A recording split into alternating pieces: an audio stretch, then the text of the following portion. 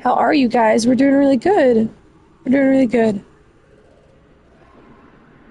Give it a second for people to come in. Are you sick? Yeah. I woke up a little rusty today. I did say on live I wasn't feeling very good yesterday. How's the sore throat? It's popping up today. It's popping up today, I will say that. As I hydrate and not dehydrate and take my meds, I'm sure it will fix itself. Kaden, we are doing so good. I hope you are doing really good. Just glad to have you here. Well, thank you so much, Castle. Hope you get better soon. Yeah, hopefully. This is going to be really interesting, though. For me to do the voices when my throat is raw. But we are going to try. We're going to try. For those of you who weren't here, how you doing today? Been grounding the streams, ain't you? I have been. I have been. For those of you who have not been here before, this game only lasts until you are age 20. You can only do like one thing a month, and you have to kind of focus on one person to pursue, because you can date someone. You can have like a friend and like date someone. You can only do certain things in the game. This is a game about time loops, which means that you will not be able to see all of the content in this game through the first playthrough. So I will be playing this as many times as I have to. So many new mods. How much did I miss? I had to mod people so they could help me, or at least my other mod modded people. The one mod is my husband, who I think might be staying home today, guys. For those of you who were not here yesterday, this lovely friend of mine is named Anemone. This friend is Tangent. This is Mars. Oh.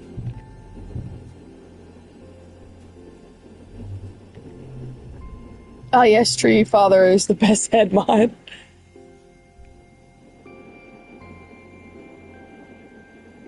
This is my good friend Cal. We chose Cal so far, I think, to pursue. We did have another best friend, Tammy, but unfortunately in the last episode, she died.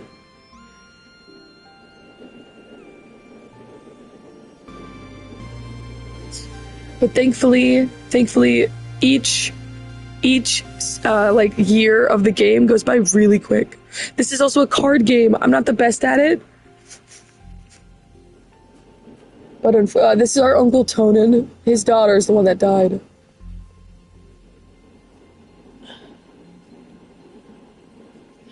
Don't worry, I have taken meds. I am hydrating, not dehydrating, my friends. It's okay, like someone else said, it could be an ASR stream today. Guys, this game is so cute. I will apologize because my throat is so sore today.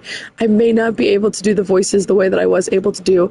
If you guys are concerned about missing anything, you can go back and watch the first year.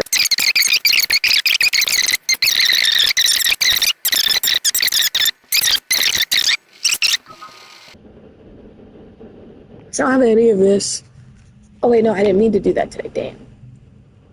Whoa, an enemy says, she hardly ever sleeps, just like a couple hours a night. Is she sick or something? You look back at Tangent, snoozing peacefully. I'm so jealous of her genetic enhancement, an enemy says, rubbing at one of the scales sprouting on her jawline. She hardly needs to sleep at all. She probably stayed up all night studying for the morning's history test. Hush, let's just let her sleep. Tang's holopalm beeps a soft alarm. She sits up and stretches, looking totally refreshed and alert. She sees you watching her and looks annoyed. Just a power nap, she says. No reason to gawk. I hope you feel better soon. Yes, thank you. I hope me too. As you get older, challenges have conditions. The challenge suits social, mental, or physical determines what conditions can appear and which deck will work best. Try to collect yellow cards, social, if you want to win battles for social skills, empathy, persuasion, creativity, and bravery.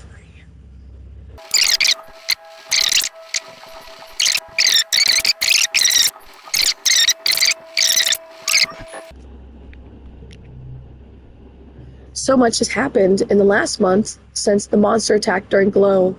The idea of this planet as a peaceful utopia has been shattered. The security squads are training new members and keeping close watch on the gates now. They're reinforcing the walls and even installing a few robotic turrets. In class, you have drills on what to do if the colony's ever attacked again. And all that and excitement, you forgot today's your birthday. Your parents haven't forgotten. They wake you up early with enthusiastic shouts of surprise. A Vertumna year is only a little longer than a year on Earth, so you've taken up its calendar for birthdays. Yours is in the second month of quiet. Spark snow drifts slowly past your porthole window as you snuggle with your dad. Your mom climbs up to you and sits on the edge of your bed. Your dad pulls a bowl of fruit from behind his back with a flourish, like a magic trick. It looks like blue blobber fruit, which you found growing nearby. Bobber fruit, your dad confirms. The foragers have been picking these just outside the walls. They might look funny, but they're tasty, don't you think? You take a cautious bite. The pulp is soft and tastes a bit like lemon, only more blue. I bet you can't wait to join the surveyors out there, your dad says wistfully. Who knows what else you'll find? Nonsensica is not allowed outside the gates. Your mom interrupts, her voice sharp. It's too dangerous for kids. Oh, motherfucker can taste blue? Well, I know, but eventually, your dad says. But your mom cuts him off again. But not now, your mom replies. Not since the attack. Not with everything we know out there. I helped. I was a hero. You knew about the monsters. Admit it. The attack was scary. I helped. I was a hero. Don't even start, your mom snaps. You should have been in the crash with the others, not putting yourself in danger for no reason. You don't get it. You know your mom wasn't a farmer back on Earth. She was a fighter too. She's such a hypocrite. Even still, your mom says, it's clear that everyone should know how to defend themselves if it happens again. To be clear, this includes knowing when to run away, your dad adds. Security Chief Retz offered a self-defense lesson at the garrison, you know. Even for kids, may I suggest a military mommy? If you're interested, you should drop it sometimes. Your mom gives you a stern look, and I've heard stories of kids sneaking outside the walls, she says grimly. If I catch you doing that, I'm going to put a chip in your ear. You laugh. What a good joke. Your mom doesn't laugh. What, me? Never. It's probably not that dangerous. I'll do what I want. But me? Never. Yeah, you better never, your mom retorts, crossing her arms.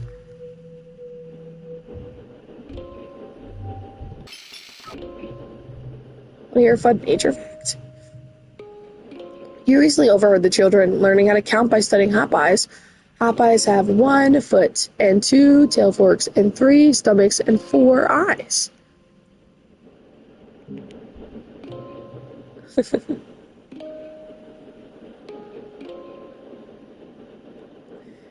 if you see 5 of them together, that's lucky, Cal laughs, finishing the mnemonic for you. Wait, how do they find out that hop-eyes have 3 stomachs? I don't want to know. You attend your first session of Security Chief Red's self-defense classes. It's a small class, mostly security officers and other adults. You and an enemy are the only kids. She gives you a wink and a cheesy thumbs up as you listen to Rhett rant about how everyone in the colony needs to learn self-defense. You could be walking along, thinking you're safe within the walls, and a flying animal could swoop out of the sky. Then what would you do? Rhett chops the air with his hand. I'll tell you what you're going to do. You're going to chop that beast right in the throat. Hi-ya! He points at the assembly class, but only if you learn what I'm about to teach you. And the only way to learn is by doing. Who wants to volunteer for a demonstration? Huddle with an enemy for strength. I'll step forward, I'm brave. Security Chief Rhett doesn't scare you, or so you pretend. Rhett is like the biggest adult you know, and he's so intense. You step forward, and Rhett nods as he crouches down. Okay, he says, I'm a manticore, stalking you through the forest. What do? I kick it in the face. I run away. There's a smattering of laughter among the other students, but you have to live your truth. If you see a manticore, you are out. Rhett doesn't laugh. That's correct, he says proudly. Only engage with the enemy when there's no other alternative. No one walks away from a fight without getting hurt. So the first rule of self-defense is to not put yourself in situations where you need to fight. Once you've learned situational awareness, we'll move on to hand-to-hand self-defense, drawing on a variety of martial arts. Only when I'm confident that you're ready will we advance to weapons. There aren't that many weapons in the colony, mostly stun gloves and batons with a few blaze rifles. You hope you don't have to use them, but it'll be good to know how.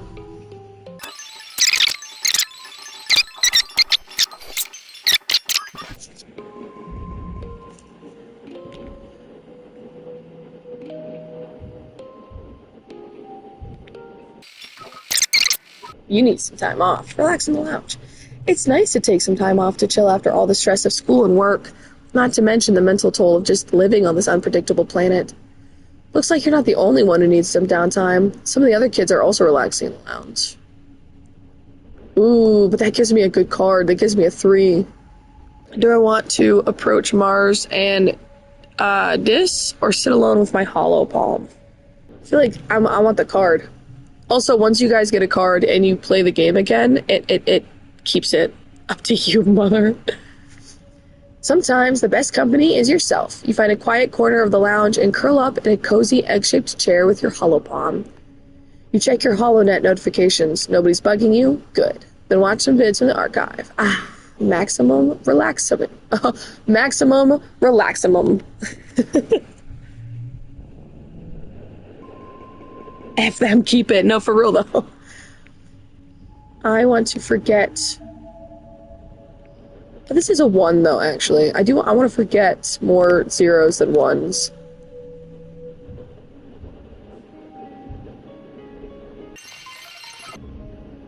You meet your dad adjusting a watering pot in your mom's flower garden. He's having a sneezing fit, his eyes running and red. You're alarmed. You've never seen him look sick before. People were hardly ever ill on the stratospheric, except sometimes when the zero-G rooms made them queasy. Good job, Dragon. We're proud of you. Not to worry, my little beanstalk, your dad says nasally. Oh, well, that voice works. I'll be fine. It's just this pollen making my head a little stuffy. He wipes his nose with a handkerchief and looks around. Everywhere you turn, the air is soupy and tinged with pink from all the floating pollen. On Earth, your dad tells you, we used to call this hay fever. Even though it has nothing to do with hay, your mom cuts in, carrying a large bouquet of flowers. The native flowers seem to be in full bloom this time of year. She buries her nose deep in them, and they smell fantastic. Your dad smiles kindly and agrees, but they sure are beautiful. Then he blows his nose loudly. Tell them you're scared of the pollen or sniff the flowers tentatively. Sniff the flowers. They do smell good, and they look harmless. Your dad's eyes look so sad, but maybe that's just the allergies. Hey, Nonsensica, I know the last few weeks have been very hard for you. This might be a good time to relax and stick around the quarters wing.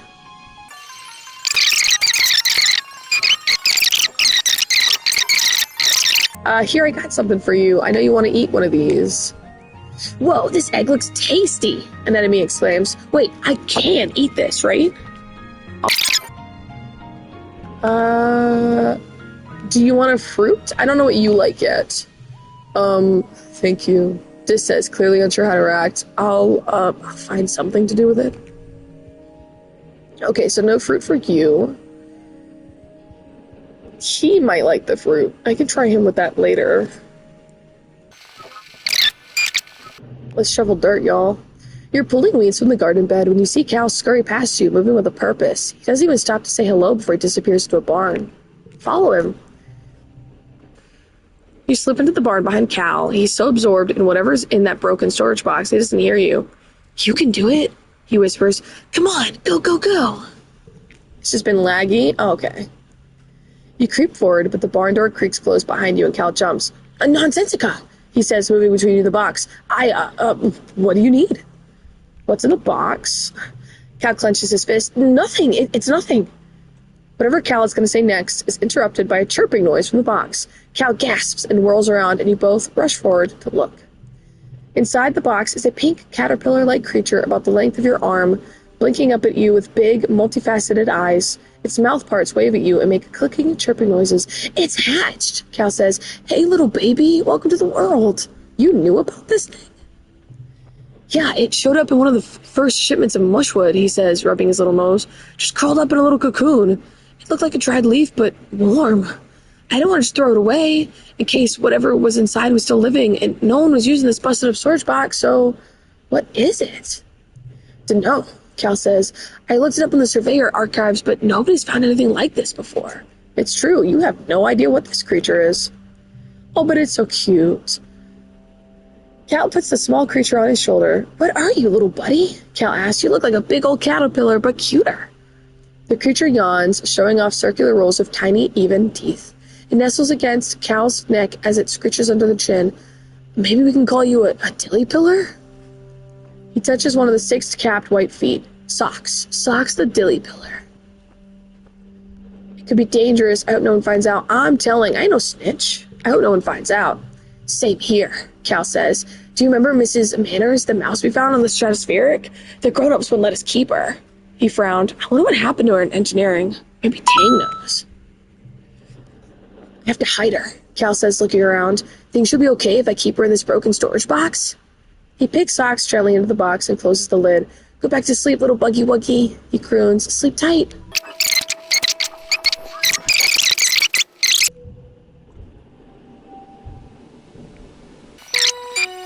Trying to get my education in.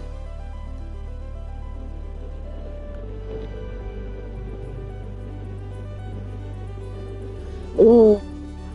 This week in biology class, you're studying sugar bugs. This native species looks like purple marshmallows about the size of your fist. All puffy and squishy and kinda cute. They don't move or do much, but if you tickle them, they exude an edible syrup from a hole at the top of their bodies. And now, says Professor Howell, you're going to dissect one. Refuse to do it on ethical grounds. +1 if the card is blue. Dissect that cute little sugar bug. Ooh. I don't like that. Dissect it? I don't want to dissect it. No. Maybe next time. Instead, you and Cal write an essay about the strange creatures. Cal looks relieved. I'm taking mine home with me, he says, petting it sweetly. It spurts out a bit of syrup, and Cal laughs. I think that means she's happy. I'm an animal lover. While researching for the essay, you learn that the sugar bug can actually regenerate after being cut into tiny pieces. That's how it reproduces. Your teacher is probably planning to surprise you with that fact. Oh, interesting. The morning after the dissection, the classroom is filled with whole, happy sugar bugs once more.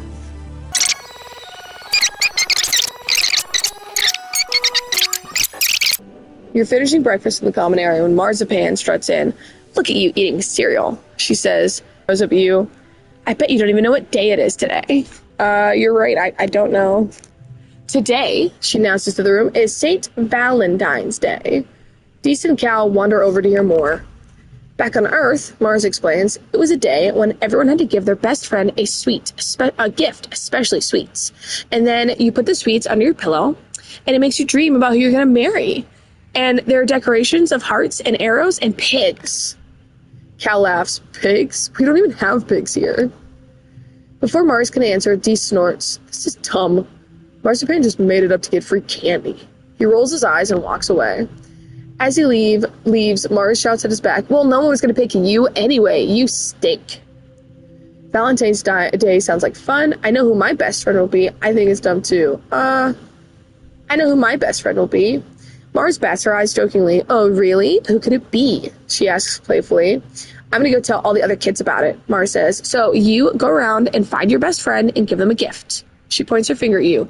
Make sure you do it by the end of the day or it doesn't count. Yeah, it's definitely going to be Cal. And if too many people want to be my best friend, she adds, I'll hold tryouts for the position. It's only fair. She tosses her hair over her shoulder and laughs.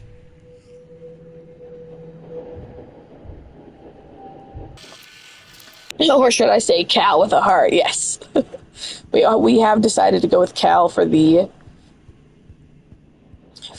romantic option. Cal is standing on top of a bluff, carefully pouring a bucket of water down the dirt on one side. He's covered in mud. Hey, check out my mudslide, he exclaims. He grabs a piece of sheet metal and slides down the dirt pile like he's riding a surfboard. Mud goes everywhere. He jogs back up and hands you the sheet of metal. You try now. Okay.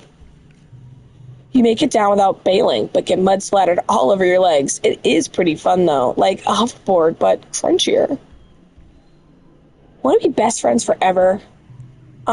He replies, scuffing his shoe and toe in the dirt. I guess so. I lost my old best friend, so... Yeah, okay. You want to try the mudslide again? You spend another hour on the mudslide until you're both thoroughly covered from head to toe. You couldn't be happier. Yeah, guys, he was in love with Tammy. And Tammy dies. Tammy died last season. She was electrocuted. She was the first one that we have lost in the game. Mars is in a huff. Because you didn't pick her for Valentine's Day? Oh, it seems like nobody picked her. She crosses her arms and scowls at you. You just felt sorry for Cal, didn't you? Look, we all miss Tammy, okay? Whatever. Mars mutters, tossing her hair. I'm just too mature for kids my age. The older kids get me, even if you don't. I need to get my bravery up.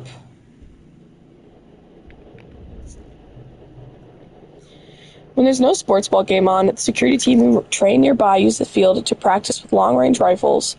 As you show up to sports ball practice, Calm is helping take down the net, short for kombucha. Sorry, kiddos, he says. Red wants us practicing with the big guns today, and we can't have you running around the place. The bullets in these drone rifles are heat-seeking, even though they're programmed to avoid human targets. Safety first. But today was supposed to be our day to have the sports ball field, Cal complains. You soldiers don't even want to play sports ball. You just want to shoot your dumb, noisy guns.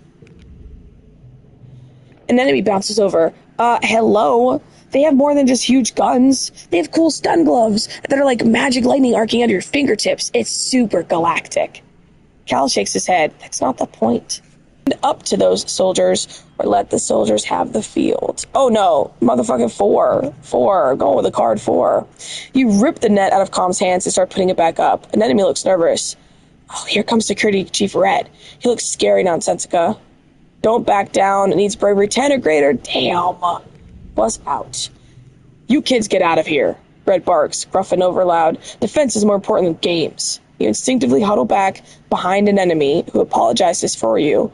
You sheepishly hand the net back to Calm and leave. Oh well.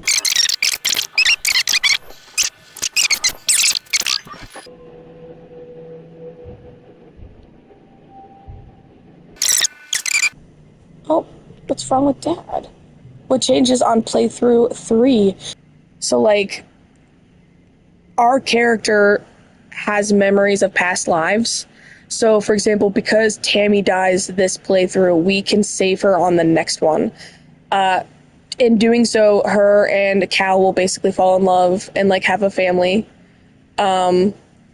which leaves you free to date someone else or be a friend with someone else. The more people who that you choose to date and hang out with on each playthrough, we start to figure out that maybe things on this planet are not what they have seemed. We start to figure out that there's a bigger plot going on. Again, guys, remember, it is very adult-themed. Good morning, Gooseberry. I know it looks cute, and it's beautiful art. Your dad greets you with cheerily. Have you come to see the harvest? Your mom and I are gathering crops from actual Vertumna dirt this week. Sure, that sounds neat. Do your stats save, or are we the only regressor? Unfortunately, your stats don't save, but you keep your, like, I will say that the more that you play, the more that you're able to be like, okay, this is what I have to do to get your stats to go up really quickly. He shows you the rows of corn and bean from Earth. They all look a little yellow and scraggly, not what you'd expected. But your dad enthusiastically points out the vegetables ready to harvest. Don't forget, he tells you, the Vertumnan Festival is coming up. There will be a talent show and a science fair. I'm sure you're eager to participate, Nonsensica. Persuasion. Tree Father is here. Yes, guys, he is staying home today. We finally got to him. He's just so sleepy. Oh. Carefully pick a yellow flower. All Father. He says he goes, I like that one. You finally found one that he likes, Ash. Tammy was the one that likes the yellow flowers. Cal and Tang get into an argument about the morality of animal testing. Predictably, Cal is against it, calling it unnecessarily cruel. Tang doesn't rise to the bait. Instead of defending it on the basis of whether it's cruel or not, she skips right to arguing that even if it is cruel, it's still necessary. She says that sometimes the benefits are worth doing something you would normally think is immoral.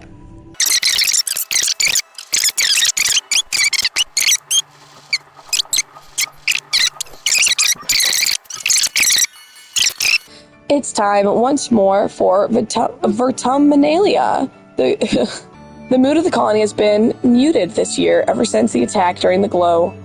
Though everything is still cheerfully decorated and the feast table is still heavy with food, mostly soy rations, this Vertumnalia just feels different in a way you can't describe. Colonists gather in the square for Governor Udicott's speech. What a year! What a year Vertumnian has given us, the governor begins in her weedy voice. I stand before you so proud of everything the colony has accomplished in such a short time. I have always hoped that we would bring with us the best facets of humanity. Cooperation, resilience, and creativity, and the events of this year have given me no reason to doubt my convictions. These creatures were unexpected, but I urge everyone to consider what it means for life here. If Vertumna can sustain megafauna, then that means conditions are good for us as well. Our friends in geoponics are already working on the logistics of domesticating the wildlife. Your dad, as second cultivator, stands and gives a sheepish wave to the crowd. There's a smattering of applause. Mars elbows you. Hey, she whispers, did you hear? My dad says Udicott's going to announce that depot's open to the public. You shoot her a questioning look. She rolls her eyes. You know, shopping? Somewhere to spend all the kudos we've been saving up? There's going to be candy and toys and makeup and nice-smelling soap, not the boring kind of the communal showers. You know the concept of shopping. They do it in the holovits from Earth, especially the ones Mars likes, but you've never actually done it. The colony provides everything you need, but it would be nice to buy yourself a treat. My dad's give me an allowance, Mars says, shooting you a look of pity. It's too bad your parents make you work for yours. You and Mars tune back into the speeches just as Udicott, as predicted, announces the opening of the general store at the depot. Mars gives you a knowing look as she claps. Udicott gestures to the council members to stand. Finally, the council remains unchanged from last year. We are, as always, proud to serve you and the colony as your government. Oh, guys, I cannot do her voice like this. And the music starts as Governor Udicott finishes. Thank you all for your hard work and your perseverance this year, she says over the ruckus. Together we build the future. The crowd disperses and sets up for the annual Vertumnan Games. Just like last year, there's a talent show, a science fair, and bot wrestling, now with an obstacle course. Sounds more like grandma like this anyway. True. Which one do you participate in this year? I did bot wrestling last year, but I failed. Go eat instead. An enemy and gal join you for the bot wrestling, but, oh my god, why can't I say words anymore? Battalion. Oh, bot wrestling. Bathbon? Guys, am I stupid? It's so called because Com has added a hologram obstacle course this year. Competitors will each get a turn to wrestle, like triathlon. Yeah, I figured. We'll each get a turn to wrestle a hydraulic bot, trying to keep it closed for as long as possible. This time, though, all competitors will first have to sprint across the festival grounds, dodging and leaping over obstacles. Each obstacle triggered will subtract from your time.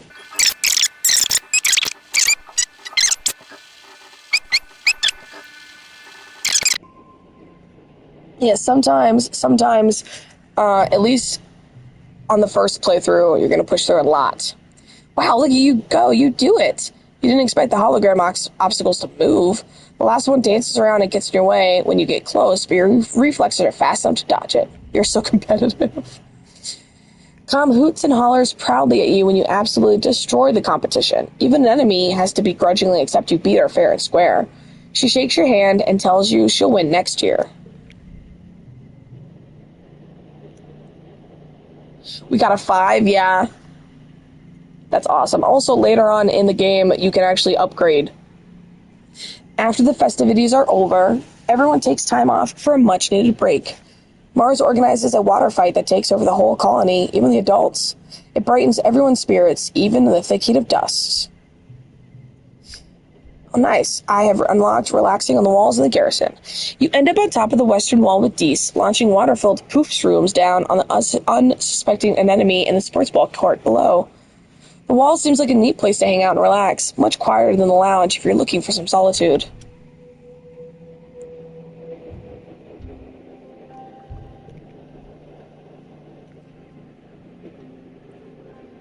If she's alive next year. Right, though, for real.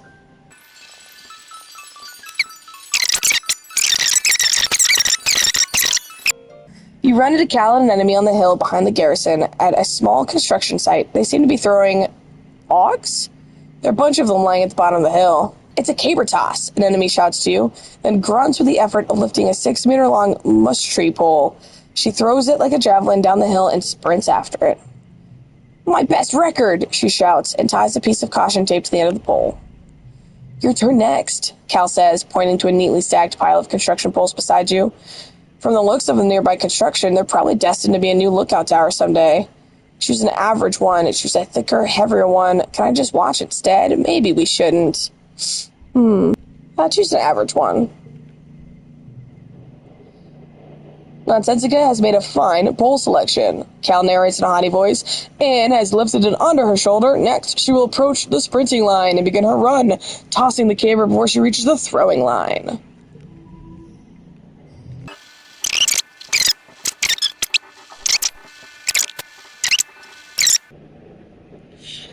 The pole sails down the hill past all of the other poles, coming to a rest, sticking out of the ground. Wow, you beat my best distance, an enemy says when she jogs back up. Players can't beat each other in the mushwood toss, Cal corrects her. They can only beat their own high scores, but you get 3 bonus points if it sticks out of the ground like that. You play for the rest of the afternoon, adding rules and variations as you go. You don't stop until the entire stack of poles are in a jumble at the bottom of the hill and decorated festively with caution tape. It's a wonder you guys got away with this.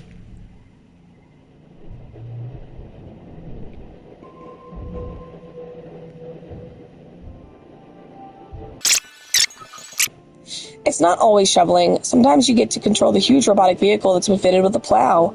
The robo-plow is massive and intimidating and can easily grind through rocks or even trees, but the colony only has one, so you have to be very careful when you give it instructions. You're tasked with taking a bunch of rocks out of the field and given the robo-plow to do it. Cal loads its software up on its holopalm, and there's a lot going on there.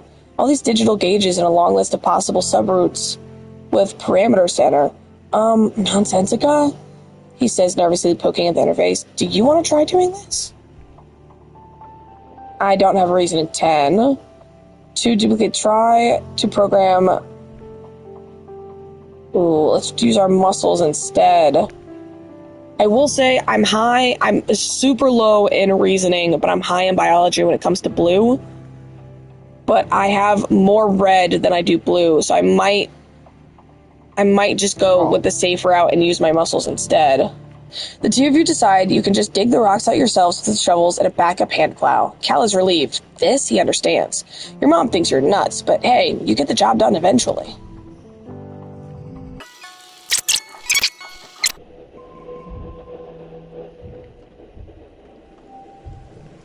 We're almost done with this year, and then the stream will switch to a Fortnite stream. Oh, I can register for engineering now. Ooh. Like, going into the game, you really have to kind of get a sense for what you want to be, and then pick that and stick to it. Today in class, you're studying genetic enhancements. Nearly everyone in the class has one, chosen for them by their parents before they were born. And it's all thanks to Genetech, Hal exclaims. Isn't it amazing? The people of Earth almost never had access to this stuff, and we have all the equipment right here in our little colony. Looking around the class, you see an incredible array of genetic modifications, animal features, enhanced sensory organs, and the like. There's much more that you can't see. Come on, don't be shy, Hal says, spreading his palms wide. What sort of things has old Instance been able to do in her lab? Feel free to share if you have one that people can't see. Most kids share their genetic enhancements if they have them. Temperature doesn't bother me, Cal answers when it's his turn. I'm never too hot or cold. I'm always just right. Someone jokes that Cal doesn't sweat. That explains why he smells like flowers and sunshine all the time. Tang keeps quiet and skips her turn to share. I love how Cal smells. Cal sniffs his own armpit and laughs. Like flowers? I guess a little. He says, I think I smell like being outside. Ooh, guys, it's time to flirt. It's time to flirt. You lean in and take an exaggerated sniff of Cal. Oh, you like how he smells. He giggles and shoves you playfully away as you stuff your face into a shirt and breathe deeply. Plants and flowers and just a little bit like soil. He smells like Vertumna.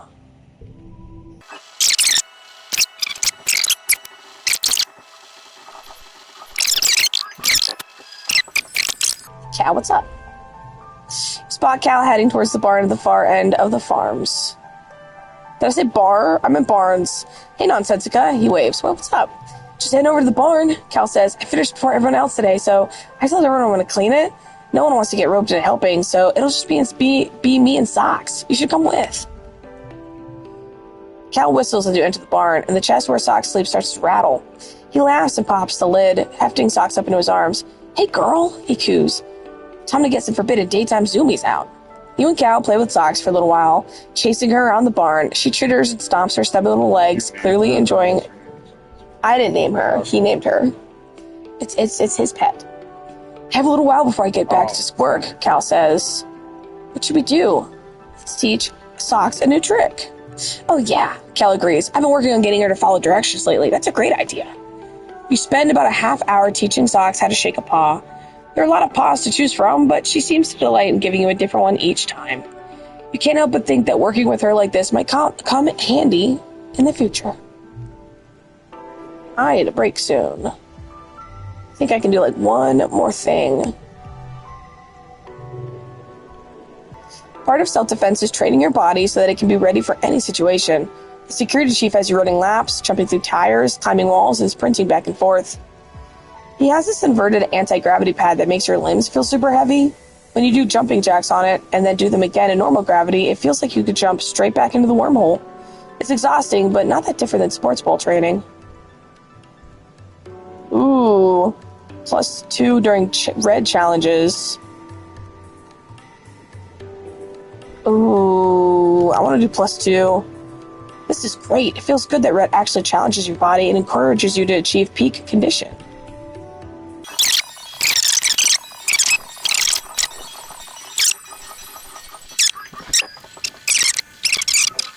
I'd love to have you on my surveyor team in the future, but you'll have to wait a few more years first. Ah, damn. Psst, what's that? You look around questioningly. Psst, it's Dees. He's hiding behind some bushes? So typical. Puts a finger to his lips and motions for you to follow him. Sure, you figure, why not? He leads you silently along the walls towards the garrison, then crouches down in the bushes between the sports field and the security pavilion to fiddle with something. Suddenly he's gone. What? You check to make sure nobody else noticed, then scuttle over to where you last saw him. I can now sneak out. Behind some popflower bushes, there's a drainage pipe in the wall, big enough to crawl through. A heavy grate keeps the animals out, but it's loose. You can slide it aside to get through. You can sneak out. If the adults won't let you visit the Valley of Vertigo, or the subquacious swamps, or the other cool places surveyors get to go, well, you could sneak through here to explore just outside the colony walls. If Dees does it, how dangerous could it be?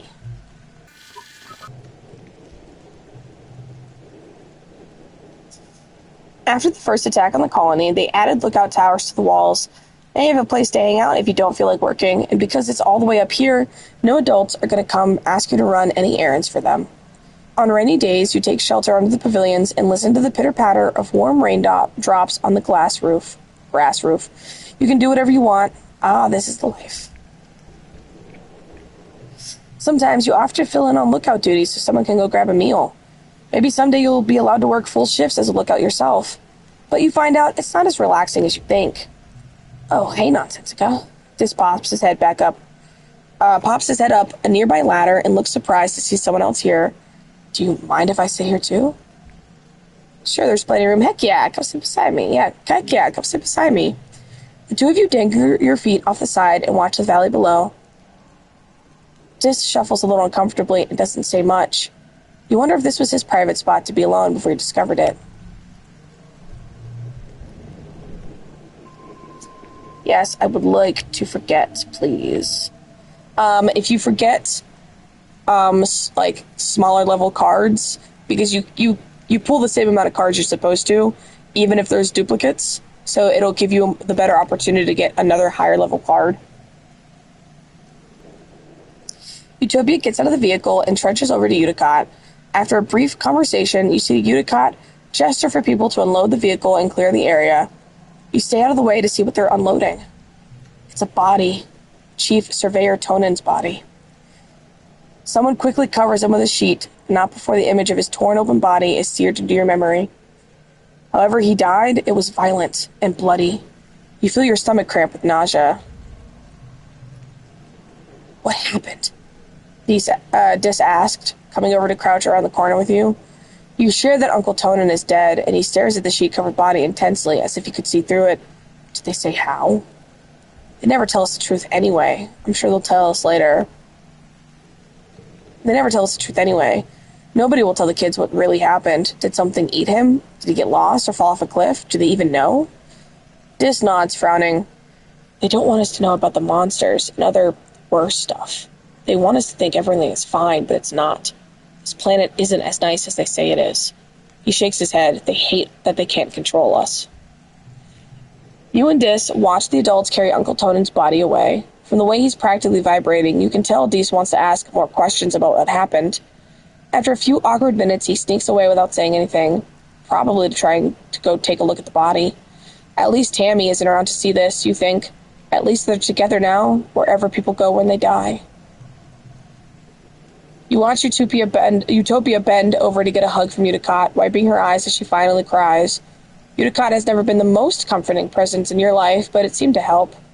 Utopia is probably the next chief surveyor. At 24, she'll be the youngest council member. She was only a toddler when the stratosphere left Earth. Apparently, her sharp eye and hover bike flying skills are the best in expeditions.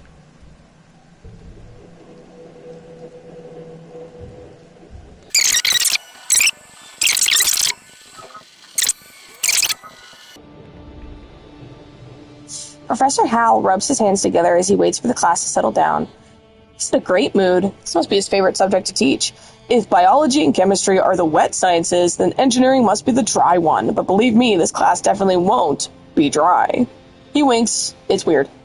We'll also be learning math, physics, computing, robotics, architecture, and astronomy. Tangent raises her hand. Also learn about nuclear engineering? She asks. Professor Hal nods. Yes, at a beginner level. Well, we'll have an overview of atomic theory and take a field trip to the engine rooms to learn how our ship's nuclear reactor works to power the colony.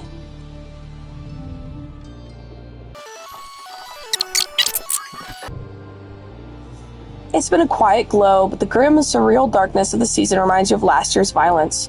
As the month wears on, you overhear arguments at dinner, adults worrying that an attack is still coming, and the others who think the first one was a fluke.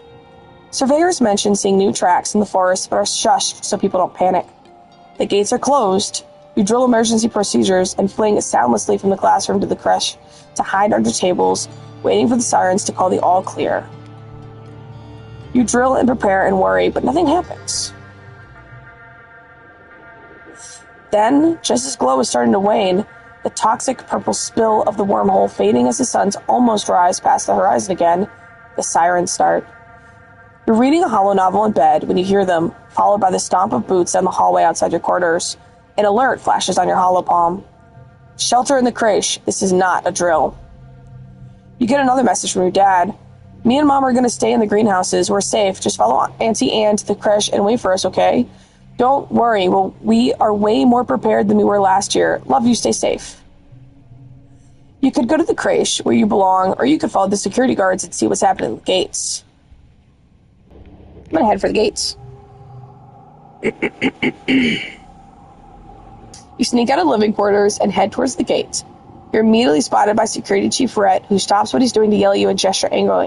What the hell are you doing out here? This is no place for kids. Get your ass back inside. Try to stay hidden and watch, or try to help.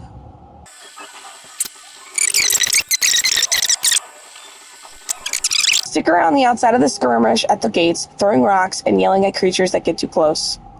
You're not sure if you make a difference, but the good news is, at least you're not injured. When the dust clears, Rhett spots you hiding in the shadows and personally escorts you back to your quarters, where your mom and dad penalize you for disobeying them. When things have calmed down, you overhear your parents talking. I'm not going to be the first to congratulate Rhett, but all of his defensive improvements were exactly what we needed, your mom grumbles. Ugh, he's going to be insufferable at the next council meeting. Your dad pats her hand. Credit where credit's due, Flu-Flu-Belle, he says. And she smiles despite herself. It could have been worse. Your mom nods, and they both sit in silence before your dad speaks again. Poor Hal, he sighs. What a way to go. Professor Hal? Your parents startle. Hey, Pumpkinhead, your dad says. Yeah, they're going to announce it in a few hours after everyone's had a chance to calm down. He didn't make it. What happened? Don't worry about that, your mom replies, shooting your dad a look to keep him from talking. It's adult stuff, okay? You guys won't be able to go into engineering wing for a little bit. Not until it's decontaminated. You curl up quietly to think, Professor Hal can't just die. He's your teacher. And the engineering wing is where you take classes. You can't imagine something bad happening in such a safe place. You fall asleep thinking for sure there's been some mistake. This is why it's like the first playthrough, a lot of people are going to die. But you can save them in the second one. Childhood is fleeting. The game will end when you reach age 20, so you should focus on a few skills to improve and friends to spend time with. Use the skills and friend button at the top left of the screen to keep track of them. Good luck. Well, thank you guys so much. That was the second year of I Was an Exocolonist. Second year. Thank you guys so much for who decided to join for the game. I hope everyone is enjoying it. Again, I will be continuing to play multiple times. Thank you so much, my loves. Thank you so much, my nonsensicals. As always, please remember to bring your friends. And I will see you guys so soon, my loves.